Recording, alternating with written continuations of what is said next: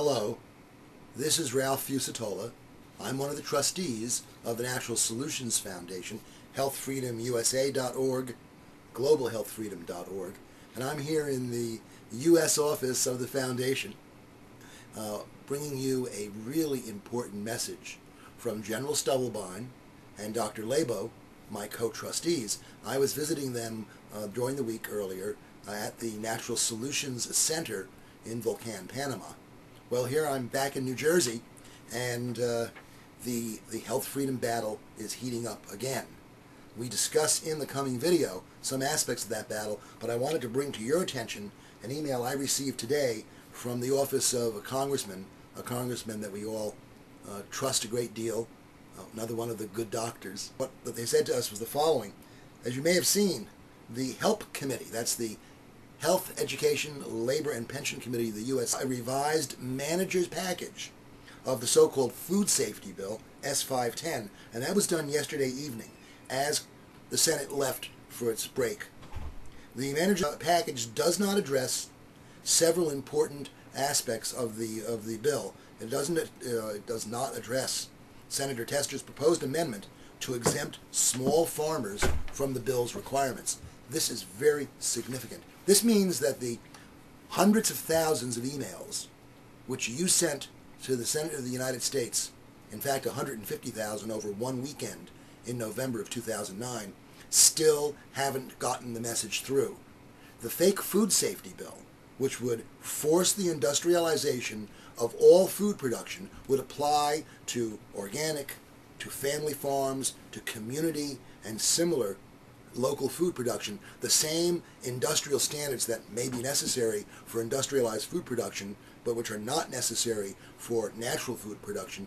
That bill is going to be moved through the Senate as a so-called non-controversial unanimous consent matter when the Senate comes back from session in September.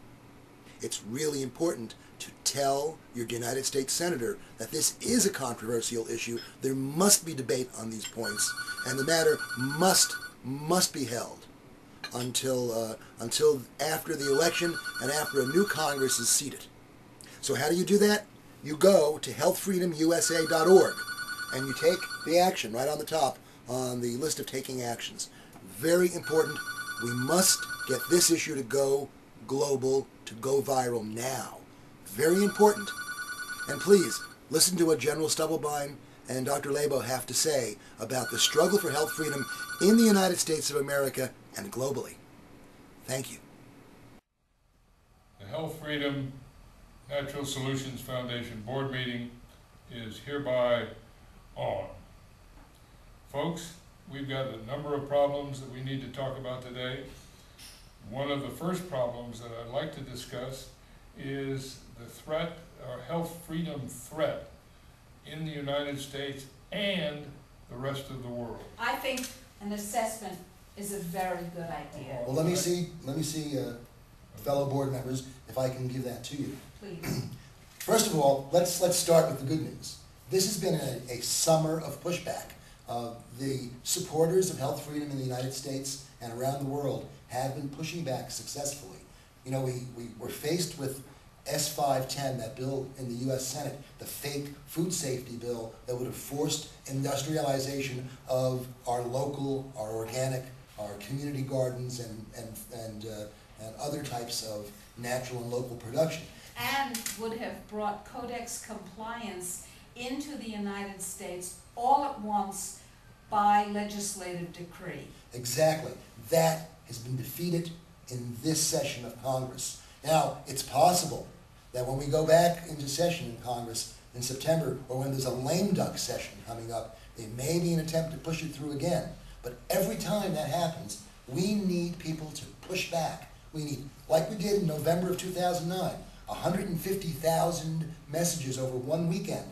Stop that bill, and it has never gotten started again, although there have been several attempts to start it. There was Senator McCain's attempt to go around it with a new bill, which we stopped, and there have been attempts in just the past few days to push it through as a so-called uncontroversial unanimous consent item. And number one, major victory.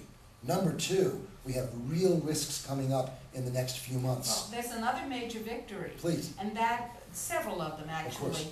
The CDC decided not to endorse mandatory vaccination with the H1N1 phony pandemic vaccine for healthcare workers. Major victory. But they do recommend that all of us receive the seasonal flu vaccine, which will include this untested H1N1 virus in it. And another victory for our side, a pushback victory, is that on August 10th, the WHO ended the pandemic emergency. I believe that 3 million emails to federal and state legislators that happened over a year period on that issue, that specific issue, is what stopped that pandemic. Our supporters are active, they are vigorous, they are vigilant, and they are making the difference. If I may, it wasn't 3 million emails, it was 3.5 million emails. You were going to say. Yeah, there's several pieces of all of this that I think are ultra important. First of all, as you have listened to what has already been said, you get the flavor that if you are not vigilant, if we are not vigilant, if all of you are not vigilant and let us know when something is about to occur, it might be missed, and we won't even put out one email, much less 3.5 million. That means that in addition to our responsibility, each and every one of you has got a responsibility to be on the alert. Be on the alert for new things and let us know. Be on the alert to take the action when you need to take it. Thank you. What's happening is that everyone watching this video is really a member at large of this board. It's a pretty exciting format. You were going to say? Well, first of all, folks, we're here at the Natural Solutions Center in Panama. I'm visiting Dr. Laibow and General Stubblebine, but I'll be going back to the United States in another few hours. This wonderful place will be a memory for me until I come and visit again. I'm going back to the U.S. to make sure that our United States office is maintained and manned and womaned and is available for all of us to continue this struggle. The struggle is in the United States, the struggle is in Codex, the struggle is in the highlands of Panama, where real food issues are being decided that will help set the course for the next few years. Important things happening. What I was going to say was that there are still a number of threats on the horizon. Absolutely. We know that the president has appointed a high-level bureaucratic committee to control what they claim is preventative medicine, which we know, of course, is just shooting people up with vaccines and dangerous drugs. No, it's actually their version, the allopathic version of preventive medicine, which the Obama administration wants to make national policy, is actually the prevention of health. Right, exactly. If you go to our website, Health Freedom USA, or of course globalhealthfreedom.org, and you know it, you've been there, you go to take action on the issues. Most important of all, you'll see links to make sure that S510 never sees the light of day, a link for a new action telling the decision makers that you will not accept any vaccines. It's time to say no to the vaccine lie. And we're ready to tell people, to tell the decision makers, literally by the millions, that that's the case. There are other important issues here. For example, there's a letter to President Obama telling him that if he's going to have this high-level bureaucratic committee that's going to be advised by a group of professionals, which it is, the so-called advisory group, we have some suggestions as to who ought to be on that advisory group. And we have a list of several dozen of the advanced healthcare practitioners, like Dr. Laibow and others, who ought to be advising the government on real preventative care.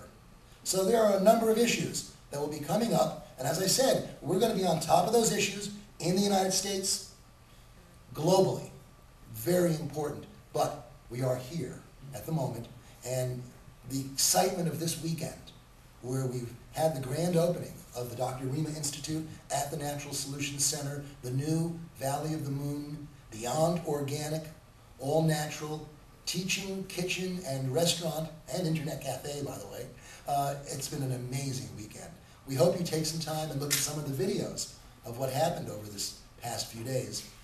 You know, I think we should talk about why we're not doing this project, this wonderful, integrative, advanced health freedom example project in the United States. And I'd like to make a few comments about that. Well, first of all, it probably is not legal to do a lot of the things Exactly. We are discovering, disseminating, and developing ways to create health and freedom, which the United States government, at the behest of the multinational corporations and the genocidal globalists, is in the process of crushing.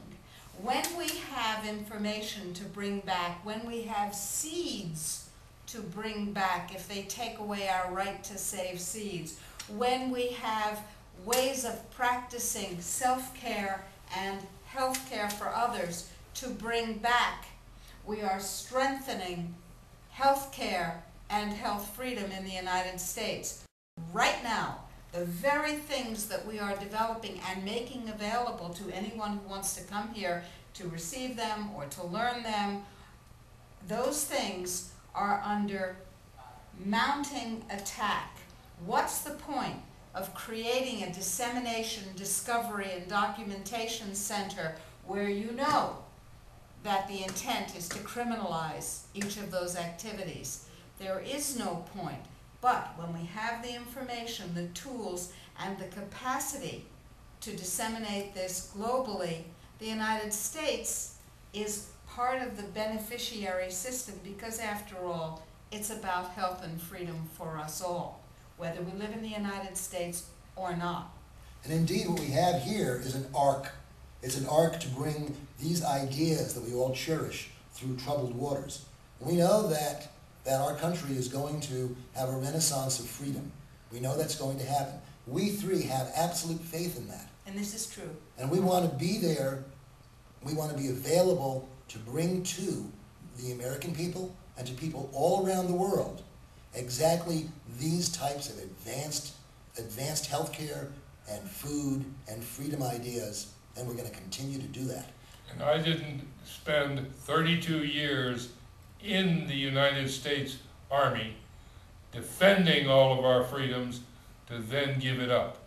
Exactly. I'm not giving it up for the United States, and I'm not giving up the United States. Instead, we are here dedicated to defending all of the things that need to be defended and making sure that they go international, not just to the United States.